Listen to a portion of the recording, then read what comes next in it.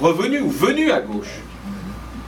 Mais depuis Jacques, c'était la droite qui s'y était installée. Et vous avez donc été capable d'emporter cette belle victoire. Et vraiment, je veux en féliciter Philippe et toute l'équipe. Mais 3 ans après, je viens faire l'inspection. À l'époque, j'étais premier secrétaire, je ne le suis plus, donc j'ai quand même un devoir, de suite, d'inventaire. Est-ce que vous avez bien utilisé le mandat qui vous a été confié pour modifier, transformer, changer la vie de ceux qui vous ont fait confiance? Et la réponse est positive.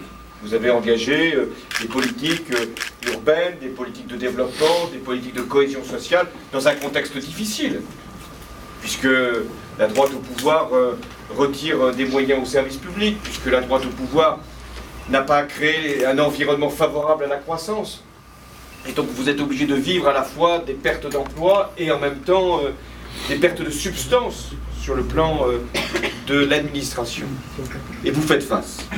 Et je pense que la population vous montrera, à l'occasion de ces élections cantonales, la confiance qu'elle peut vous prodiguer après l'exercice qui est le vôtre de votre mandat. Je retrouve ici beaucoup d'amis, et Jean-Claude, que je regarde déjà comme un collègue.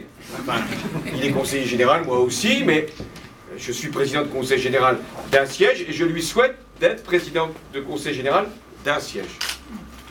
Mais pour ça, il faut que vous fassiez l'effort de lui envoyer 3 nouveaux conseillers généraux de gauche dans des cantons qui jusque-là sont détenus par la droite. Il m'a été demandé d'aller à Saint-Étienne. Je me demande pourquoi, puisque finalement nous allons faire le travail ici. L'élection de Michel, Franck, Franck ici, toi, Martial, et tu me dis que tu n'as aucune chance. Mais non, tu n'avais pas moins de chance ou plus de chance que ceux de Saint-Chamond qui se sont lancés il y a quelques années. Il n'y a pas de canton qui soit ingagnable. Et la meilleure preuve, c'est ici même que vous l'avez administré. Je ne parle pas simplement de Saint-Chamond. Moi, je regardais Pascal Clément à l'Assemblée nationale. Je le connais depuis longtemps. Et je le regardais comme un président de conseil général quasi inamovible. On me le disait élu d'un canton où il n'avait aucun risque. Et qu'est-ce qui s'est produit la fois dernière? On me dit qu'un agriculteur qui n'était pas forcément le plus connu, le plus influent, a été capable de le battre. Et de quelle façon? Depuis, le pauvre Pascal Clément, il est comme un hors-là, là, à l'Assemblée nationale, un fantôme. Il traîne son ennui, sa tristesse. Je ne le prends pas en pitié. Enfin, nous sommes socialistes, nous avons quand même de la considération pour l'être humain. Et on lui a supprimé sa circonscription. Et en plus, il n'a plus de circonscription, donc alors, vous voyez. Alors, qu'est-ce que vous devez faire? Vous devez d'abord y croire. C'est la première condition de la victoire, y croire. La seconde condition, c'est de faire campagne. C'est-à-dire d'aller vers les citoyens, de faire comme on fait dans une élection municipale, le porte-à-porte. On se dit, mais à quoi ça sert? Et devant tant de portes closes, parce que les gens travaillent, est-ce que je vais enfin trouver un électeur? Et puis on en trouve un, et puis d'autres. Et puis c'est ça qui fait un moment la victoire. Et puis il faut politiser l'enjeu, c'est ce que tu as dit, Marc, et c'est très juste. Vous êtes candidat dans des cantons, c'est vrai que vous avez des problèmes locaux à évoquer, c'est vrai que vos territoires exigent des conseillers généraux qui s'emparent des sujets qui sont ceux que vous connaissez, mais il y a un double enjeu. Il y a un enjeu départemental et un enjeu national. L'enjeu départemental, c'est de faire en sorte que le Conseil général de la Loire vienne en appui de vos territoires. Et je me doute que pour Saint-Chamond, ça ne va pas être si simple, malgré les efforts de Marc, d'aller porter au niveau de la majorité départementale actuelle les dossiers qui sont pourtant si importants pour votre ville. Donc rien que pour cela, c'est un enjeu départemental de conquête d'une majorité. Je sais bien, dans mon département, c'est la même constatation. Vous n'avez pas de droite en face de vous. C'est compliqué.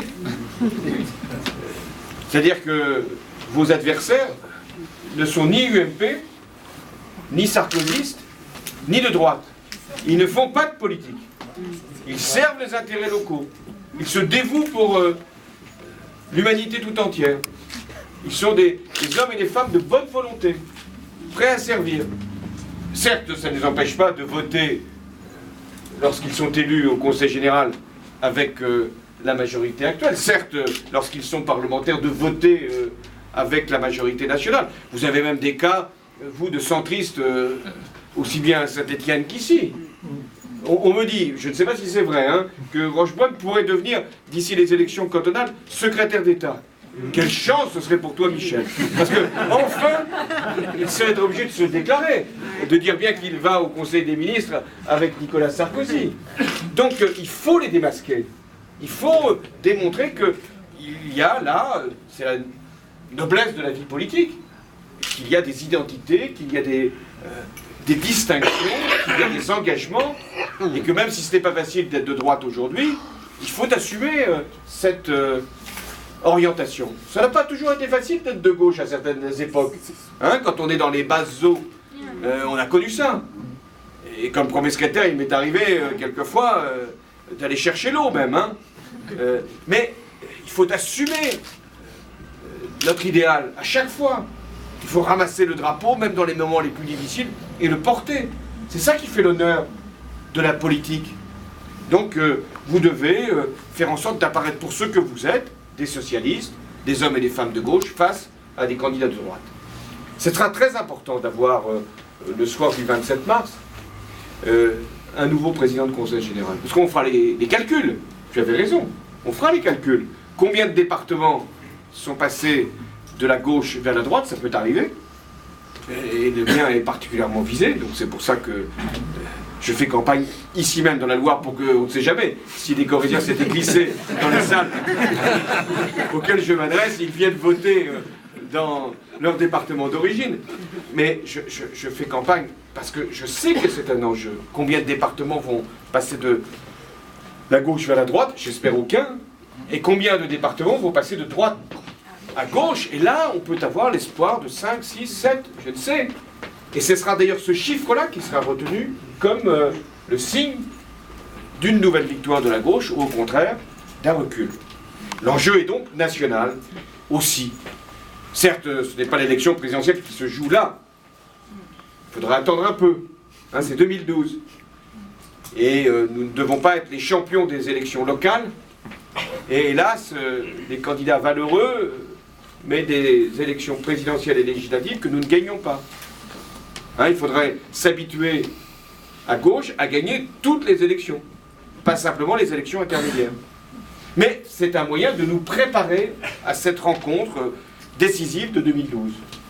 Et là encore, ce sera une façon de nous adresser à tous ceux qui ont manifesté dans les cortèges. Vous vous souvenez, c'était pas il y a si longtemps, pour les retraites.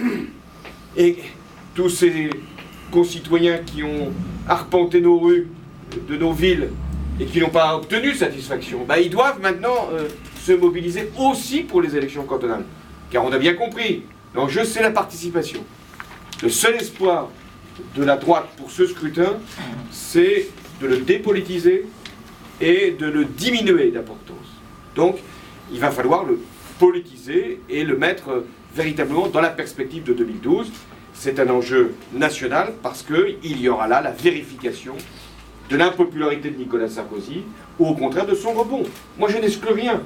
Vous avez remarqué qu'il est parti en campagne, si tant est qu'il était hors de la campagne jusque-là.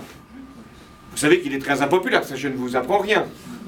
Mais il essaye pendant toute cette année 2011 de se représidentialiser, nous dit-on. C'est pour ça qu'il a fait une conférence de presse sur des sujets très importants, sur lesquels il aura, pense-t-il, influence. Nous verrons bien.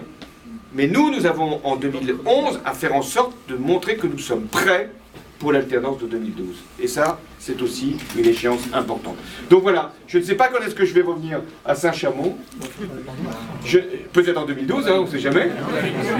Parce que ça peut être un lieu qui porte bonheur. Moi, c'est ce que j'ai retenu. Hein, si je suis venu il y a 3 ans et que vous avez gagné la ville, si je viens aujourd'hui et que vous gagnez le Conseil général, grâce à ceux qui sont ici, moi, je sais ce que j'ai à faire en 2012, c'est venir à Saint-Chamond, parler de ce côté-là et m'adresser à tous les Français. Merci.